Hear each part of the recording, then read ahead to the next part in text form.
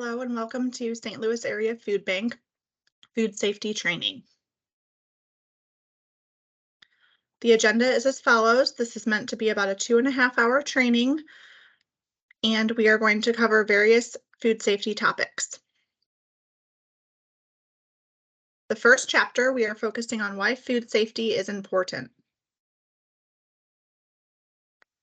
Concepts we will talk about is how food becomes unsafe, your role in keeping it safe, understanding food allergies, and preventing food allergen contamination. There are 3 different hazards to the environment. We have biological food hazards, physical food hazards, and chemical food hazards. Biological hazards are any tiny forms of life that you can't see, taste, or smell. This includes bacteria, viruses, parasites, and fungus. Some of these cause illness. These are called pathogens. Physical food hazards are anything that can physically contaminate the food, such as jewelry, glass, brittle plastics, ceramics, and bandages. Chemical food hazards in your operation can also contaminate food. These may include cleaners, sanitizers, and pesticides. How people make food unsafe. The number one way that people make food unsafe is through poor personal hygiene. This includes transferring pathogens from your body to the food. People also make food unsafe through cross-contamination. This is the transferring of pathogens from one surface or food to another. Food is also made unsafe through time temperature abuse. This is where you let food stay too long at temperatures that are good for pathogen growth. Lastly, food can be made unsafe through poor cleaning and sanitizing. This is the transferring of pathogens from incorrectly cleaned surfaces to the food. What is the problem here? Leaving raw chicken breasts on a pallet in the loading area that is not refrigerated. Time temperature abuse, poor personal hygiene, cross-contamination, or poor cleaning and sanitizing. Correct answer is time temperature abuse. What is the problem? Sneezing on food. Time temperature, poor personal hygiene, cross-contamination, or poor cleaning and sanitizing. The correct answer is poor personal hygiene. Keeping produce that raw meat juices have leaked on. This issue is cross-contamination. Scraping off food from an otherwise clean food storage container. Poor cleaning and sanitizing. Practice good personal hygiene. Make sure that you do not transfer pathogens from your body to the food. So how is good personal hygiene being practiced in this photo?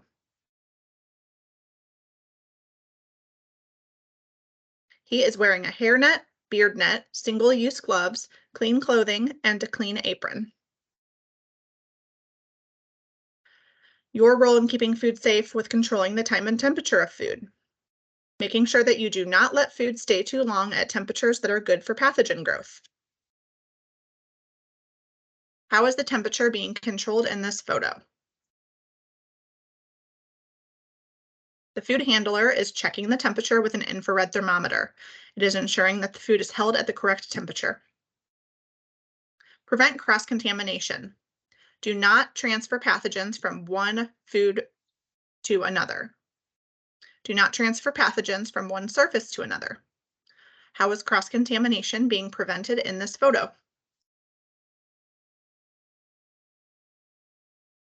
Ready-to-eat food is being stored above the raw food. Clean and sanitize your surfaces correctly. Keep everything clean. Clean and sanitize anything that touches food. What are the most common food allergens? Some people are allergic to certain types of food. The tiniest speck of the food can make them sick.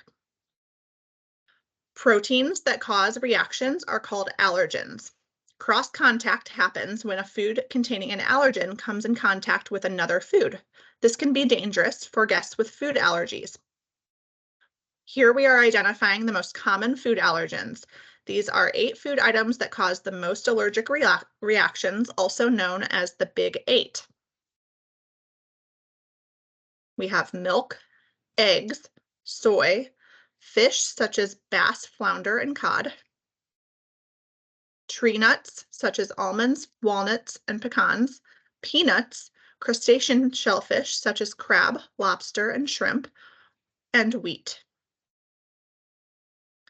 So again, preventing cross-contact, clean and sanitize surfaces that have come in contact with an allergen. Remember that cross-contamination is keeping food separate. Cross-contact is keeping the allergens separate. Inspect food packaging for leaks or spills that can cause cross-contact. Wash your hands and change your gloves after handling allergens and before handling allergen-free food. Store food with allergens separately from allergen-free foods. Do not store food containing allergens above allergen-free food, and use dedicated pallets and bins for products containing allergens. Which food item is the common allergen, A or B? B, correct. Cod. Which food item is the common allergen here, wheat flour or melons? The Big 8 is wheat flour. Peanut butter or crab legs? One's a trick question. It's going to be both. Potatoes or mushrooms?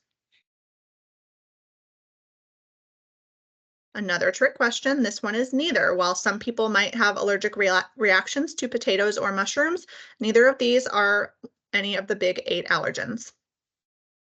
Tomatoes or pecan pie? Pecan pie is the correct answer. Citrus fruit or bell peppers? Again, this one is neither. You might know somebody that has an allergic reaction to one of these 2 fruits and vegetables, but neither of them are any of the Big 8. Soybeans or rice products? Soybeans. And lastly, eggs or ice cream? This one is going to be both.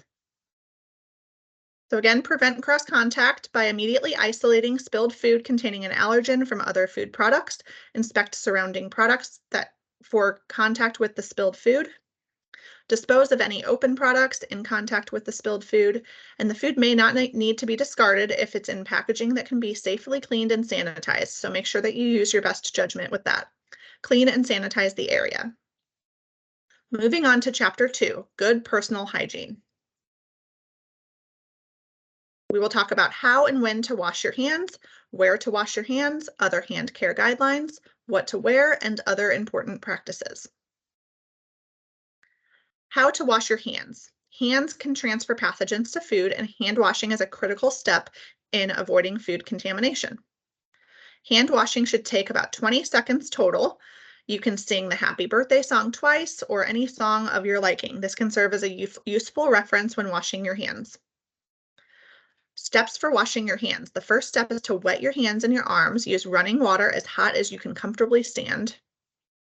Apply the soap, enough soap to build a good lather. Scrub your hands and arms vigorously for 10 to 15 seconds, cleaning underneath your fingernails and between your fingers. Rinse your hands and arms thoroughly. Use running water that is warm. And dry your hands and arms. Do not use your apron or any part of your clothing. Use a single-use paper towel or hand dryer. Use a paper towel to turn off the faucet and open the restroom door. Here are a few apply your knowledge. Is hand washing required here? Why or why not?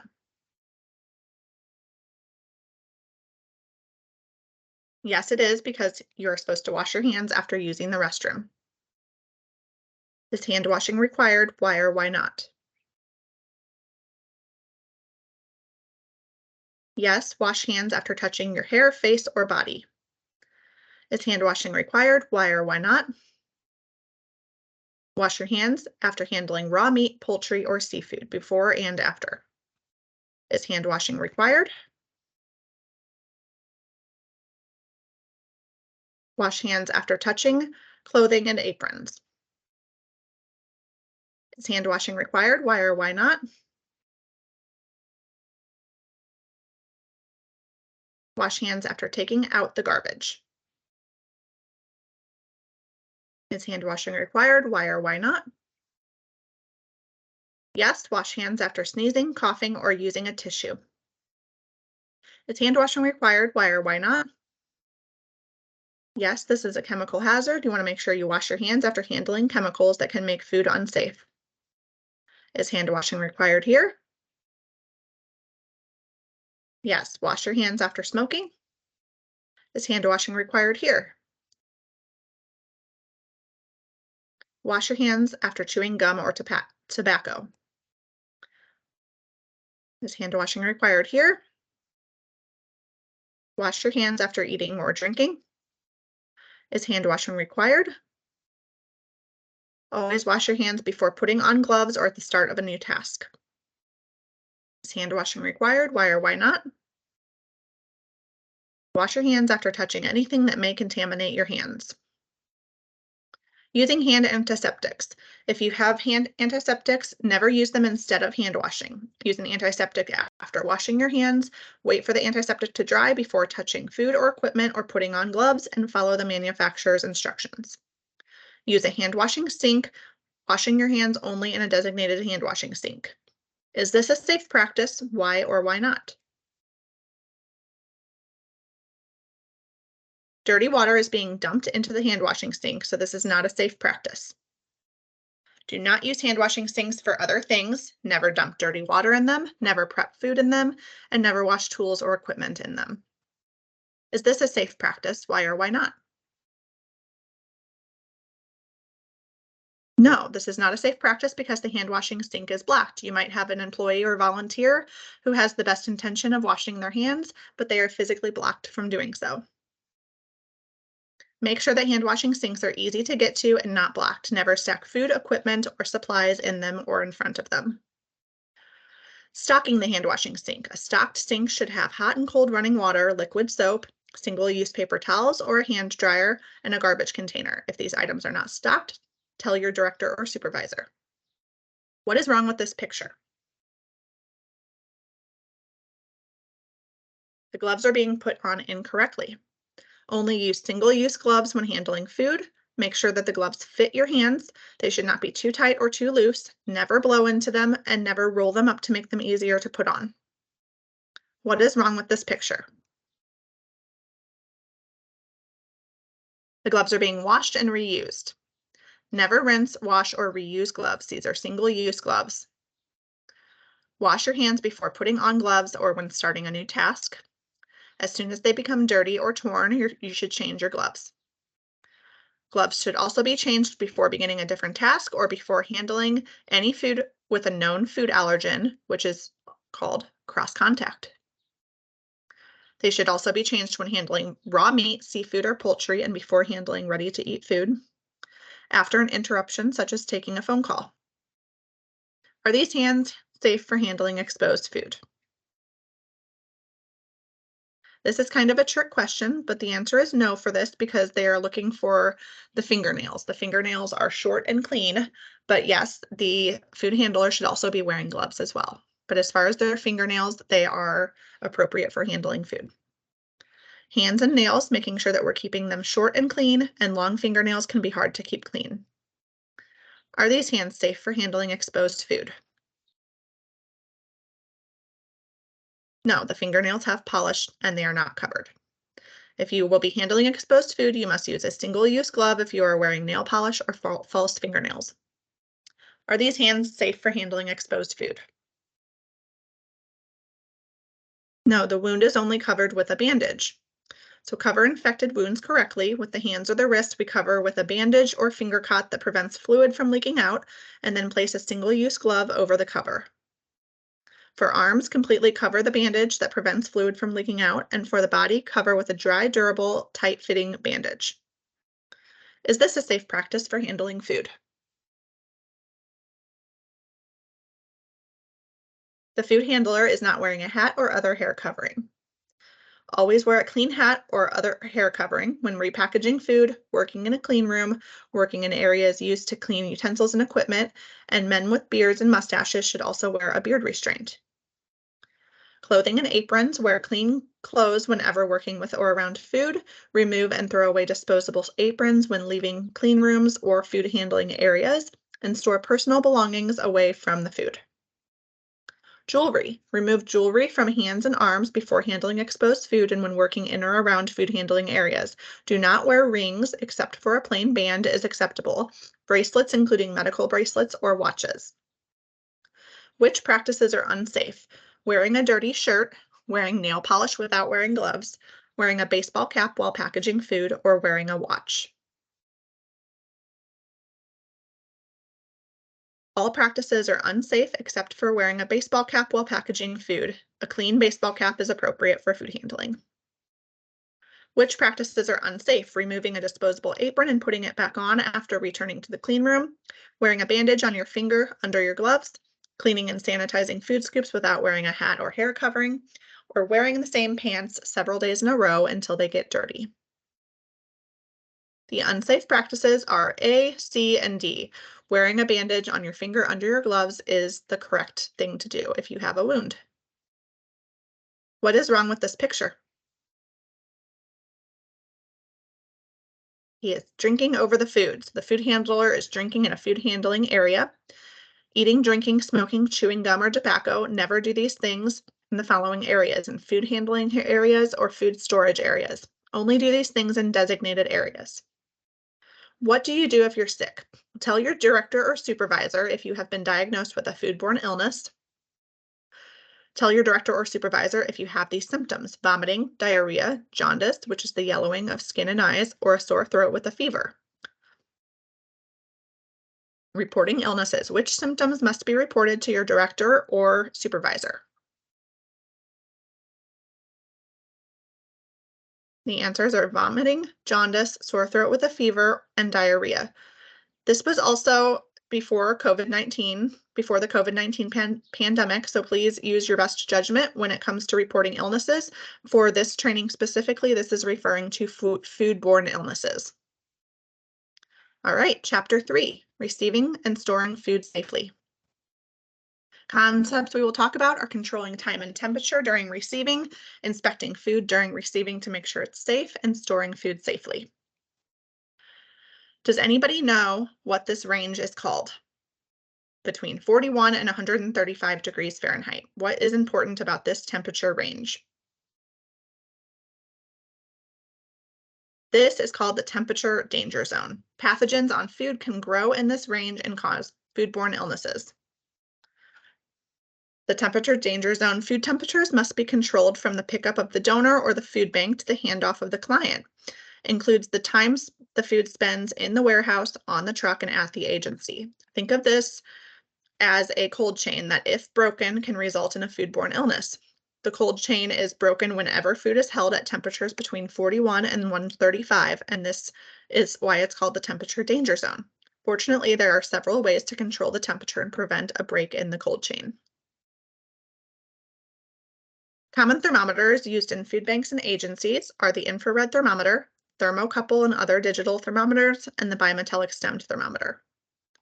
What are some characteristics of the infrared thermometer?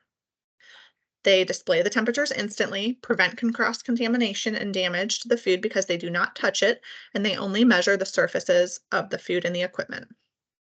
What are some characteristics of the thermocouples and other digital thermometers? They do not need to be inserted deep into the food to get an accurate reading. They display the temperature quickly, and many come with other probes for checking liquids, air temperatures, and equipment. Characteristics of the bimetallic stemmed thermometer. They must be inserted in the food from the tip of the thermometer stem to the dimple, require at least 15 seconds before the final reading can be taken, and can be easily calibrated at the food bank or agency. The correct way to calibrate a thermometer is to fill a large container crushed with ice and tap water. Stir the mixture well. Put the thermometer stem or probe in the ice water. Make sure that the sensing area is underwater. Do not let the probe touch the container, and then wait 30 seconds or until the indicator stops. Adjust the thermometer so that it reads 32 degrees Fahrenheit. Hold the calibration nut with the wrench or the other tool and rotate the thermometer head until it reads 32 degrees Fahrenheit. How long should you wait to read a bimetallic stemmed thermometer after placing it in ice water?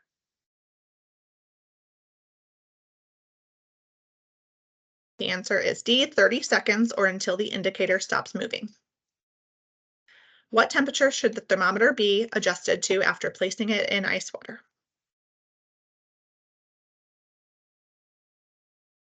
The answer is D, 32 degrees Fahrenheit. What should you look for when inspecting a delivery vehicle before unloading it? The overall condition of the vehicle, any sign of pests in the product or the vehicle, the condition of the product, presence of objectionable product. Especially being a partner of the St. Louis Area Food Bank, we receive a lot of donated items through our food drives and individual donations. And while we have volunteers and staff that go through this product to sort out any expired or unlabeled product, please make sure that you are going through it as well as a best practice. Also look for the door locks and seals that are in place and functioning, the correct truck temperature, and check the temperature recording device or use an infrared thermometer. Do not reject the food delivery if the delivery vehicle or delivery containers do not meet the acceptable standards, contain pests, or are excessively dirty. Reject any food that has not been received at these temperatures. Refrigerated food needs to be 41 degrees or lower. Frozen food needs to be frozen solid. Cut produce, 41 degrees or lower. And then whole produce have the dry storage temperatures. For more information, you can follow the Feeding America guidelines. Identify each situation that may be unsafe. The door lock on the food delivery truck is broken. Mice are spotted inside a food delivery truck. A delivery truck is transporting food at 38 degrees Fahrenheit, and a case of home canned jelly is found inside the delivery truck. The unsafe situations are A, B, and D. A delivery truck transporting food at 38 degrees Fahrenheit is acceptable. Is this the correct temperature? Identify each item that was not received at the correct temperatures. Frozen meat at 38 degrees Fahrenheit, bags of cut lettuce at 50 degrees Fahrenheit, bags of cut melons at 45 degrees Fahrenheit, or milk received at 50 degrees Fahrenheit. None of these were at the correct temperature, so the frozen meat needs to be at 0 degrees or lower. Bags of cut lettuce, bags of cut melons, and milk all need to be at 41 degrees or lower. Has this been stored correctly?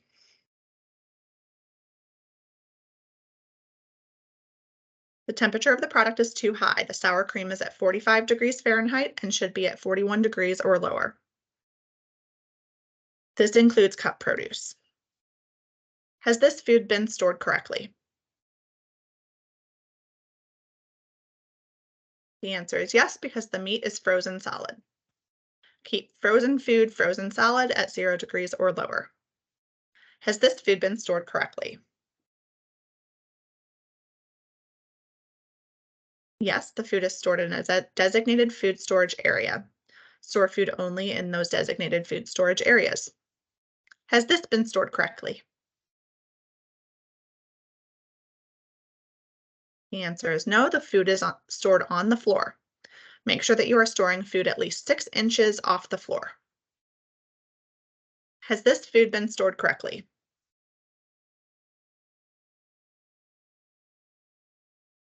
No, the food is stored against the wall.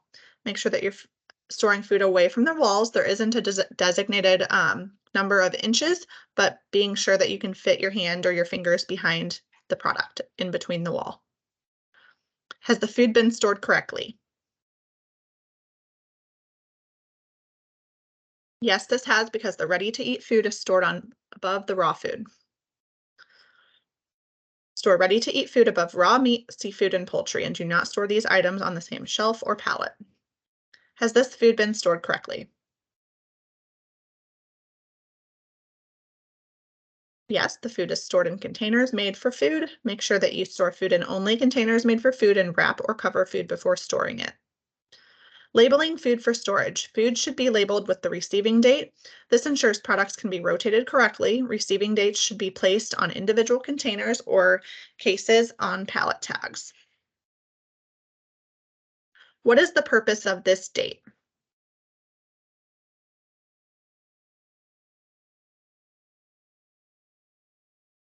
This date tells the store how long to display the product for sale. The sell-by date is a quality date, and it is still safe to eat past this date. What is the purpose of this date?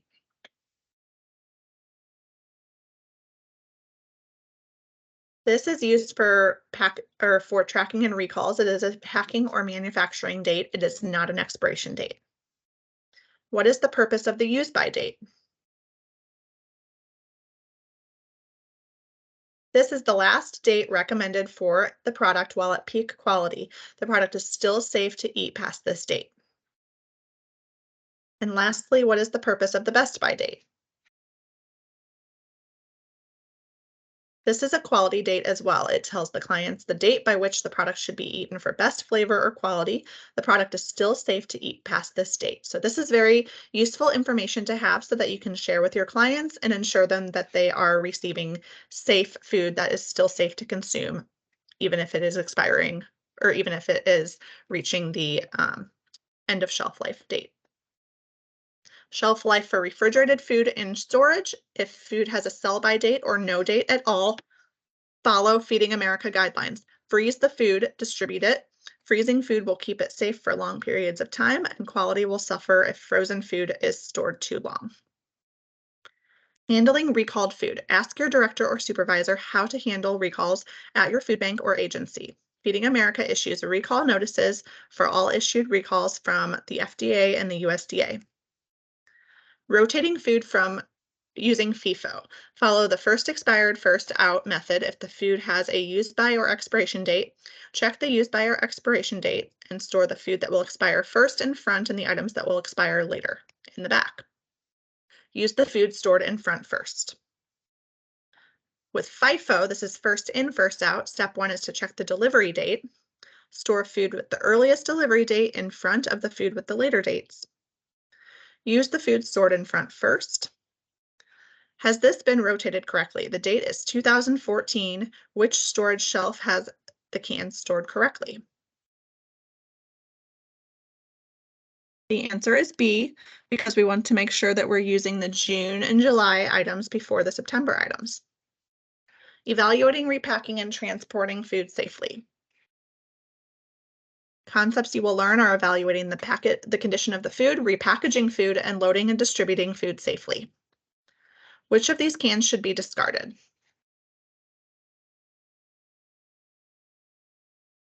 This answer is both.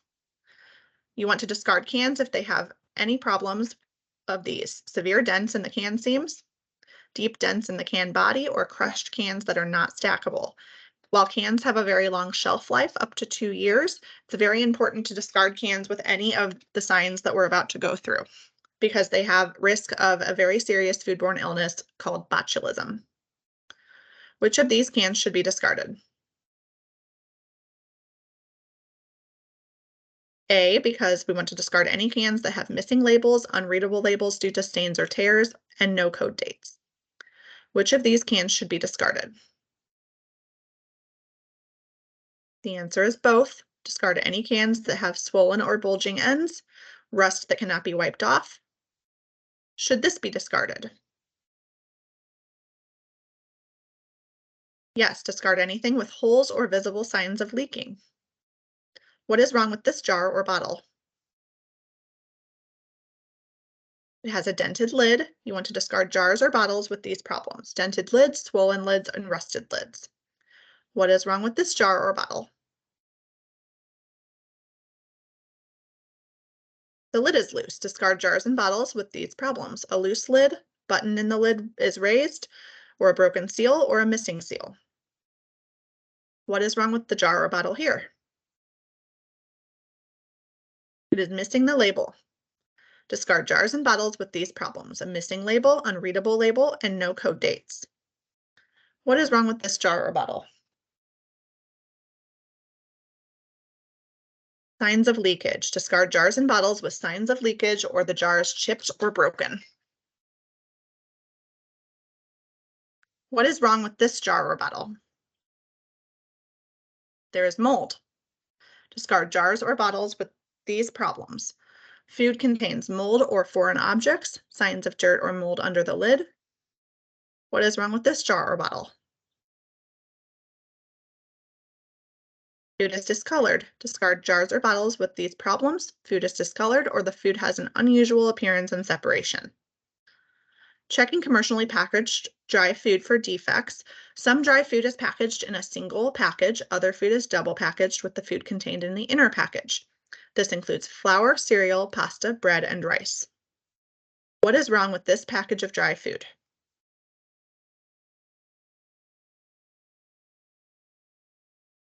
It is unlabeled. Discard commercially packaged and dry food with these problems: unlabeled or not correctly labeled, unreadable label, or no code dates. What is wrong with the package of dry food? There are gnaw marks. Discard commercially packaged dry food with these problems: any sign of pests like gnaw marks, droppings, insects, dead or alive, and pin-sized holes in the packaging. What is wrong with this package of dry food? Inner package damage. Discard commercially packaged dry food with these problems: damaged, wet, or stained.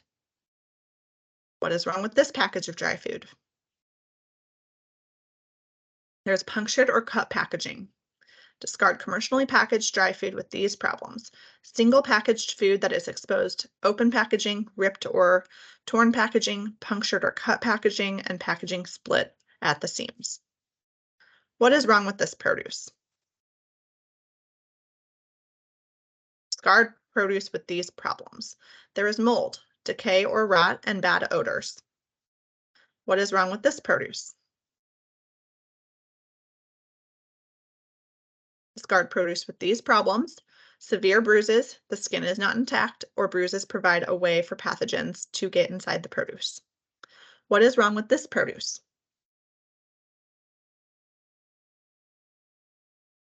The skin is split. Skin is not intact. Discard produce where the skin is not intact because it provides a way for pathogens to get inside. Also, a fun fact about tomatoes is that they are high at risk for foodborne illness because while they can be stored at room temperature, once they are cut, it is very important to put them in the refrigerator. What is wrong with this produce? You should know by now that this is too high and it should be 41 degrees or lower. What is wrong with this produce?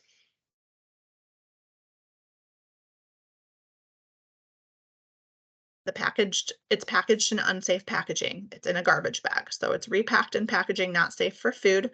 Signs of insects or live insects, bodies, or insect eggs could be possible.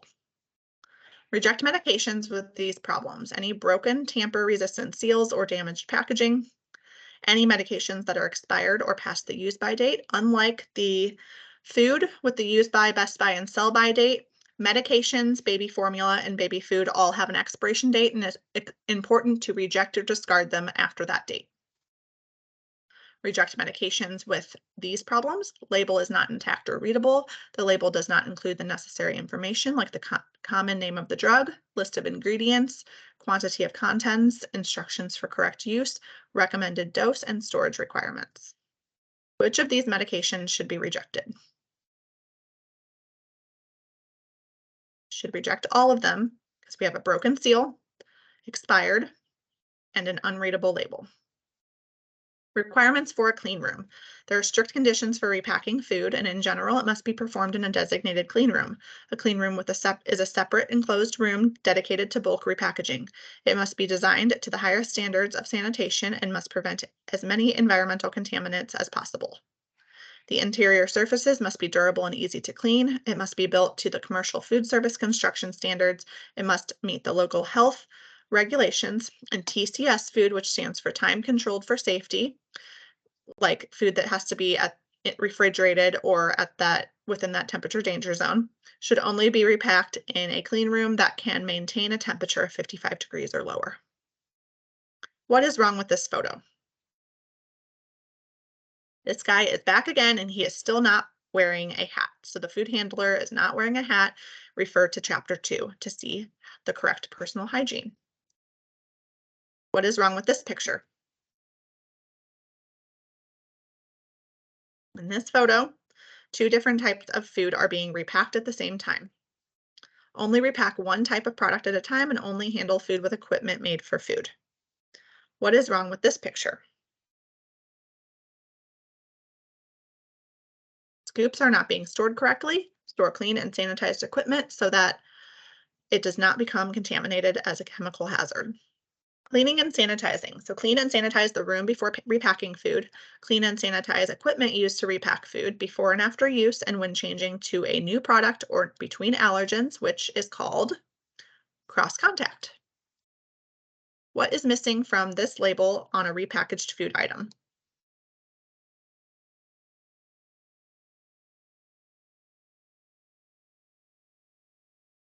Okay, so a repackaged food label must include the name and address of the manufacturer, packer, or distributor. The label must also include a list of ingredients and sub-ingredients in descending order by weight. Prepare delivery vehicles to protect food from contamination. Clean inside the vehicles at least once per week or as often as necessary. Make sure the vehicles are pest-free and never deliver food in vehicles used to haul garbage. Do not bring pets when delivering food. Keep items that could contaminate food separate for delivery, like oil, antifreeze, and wiper fluid. And lock and seal delivery vehicles when they are not being loaded or unloaded. To keep food at 41 degrees or lower, check the readout in the truck's recording device. Leave the refrigeration units on the vehicle's doors closed during an activity and pre-cool refrigerated trucks prior to loading. What is wrong with this delivery? This delivery was left outside. Do not leave food outside and unsupervised. What is wrong with this delivery? This was left by the garbage. Do not put food by the garbage containers. Someone is going to think it's garbage and throw it away. What is wrong with this delivery? It's kind of hard to tell from this photo, but it is left out at room temperature. So make sure that you're refrigerating frozen food or refrigerated food as soon as possible. What is wrong with this delivery? Chemicals are being loaded with the food. So keep chemicals separate from food. Preparing for transport, make sure you are using boxes that are sturdy, clean, and dry. Keep shelf-stable food in a clean, dry storage area. Keep food in a pest-free area. Keep meat, poultry, and seafood separate from each other and away from other food. What is wrong with the way that this food was loaded?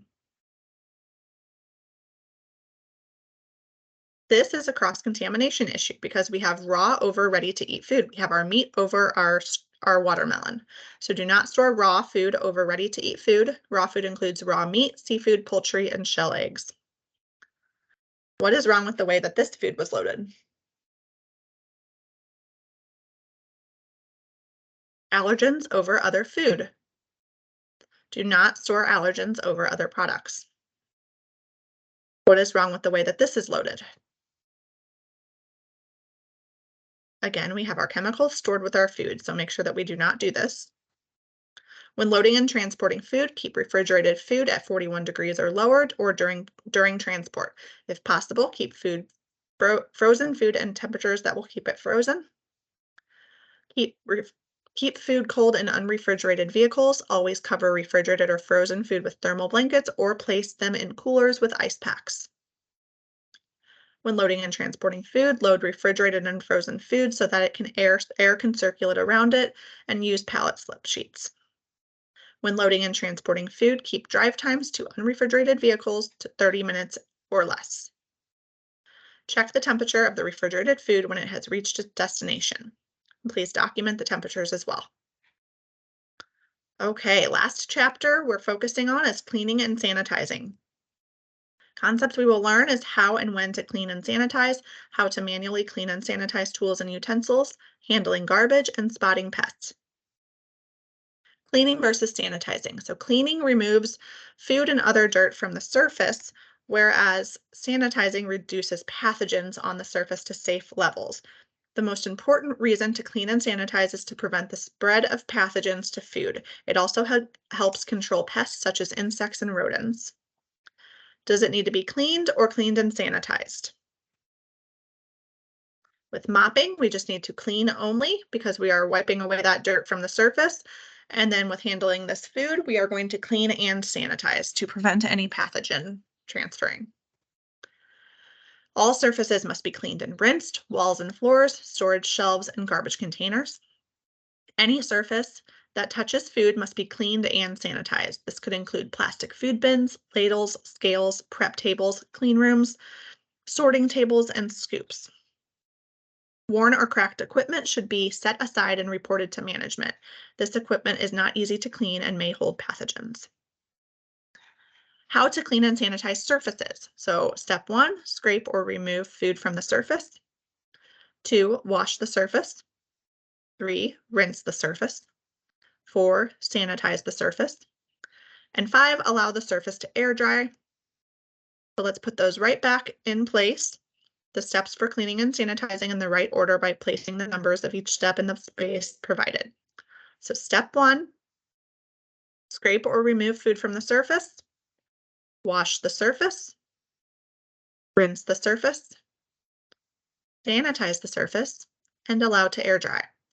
So we are going to do all of these steps in 2 different scenarios. The next one is through cleaning and sanitizing stationary equipment. The first step is going to be unplugging the equipment itself. Take off any removable parts. Wash, rinse, and sanitize the parts by hand. Scrape or remove food from the equipment surfaces. Wash, rinse, or sanitize the equipment surfaces.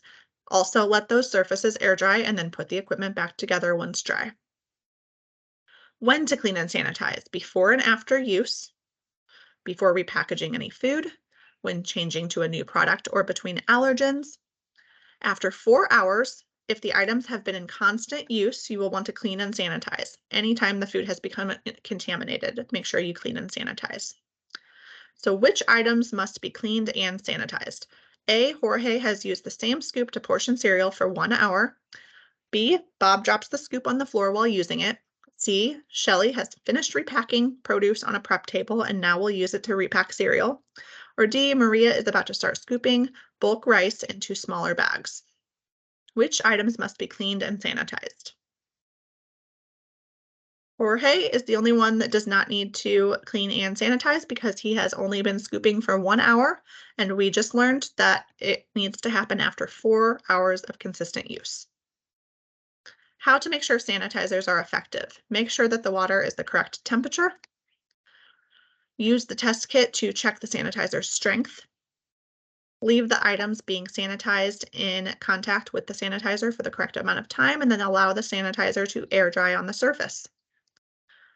We're also going to put these steps with setting up a 3-compartment sink.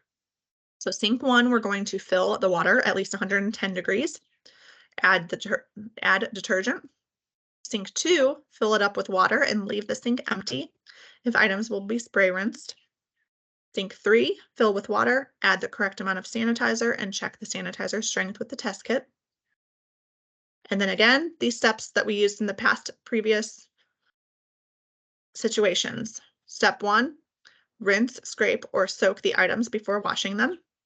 Step 2, wash the items in the first sink using a brush, cloth, or nylon scrub to loosen that dirt up, and then change the water when the suds are gone or dirty. Step 3, rinse the items in the second sink, dip them in the water or spray rinse them, remove any food or detergent, change water when dirty or full of suds.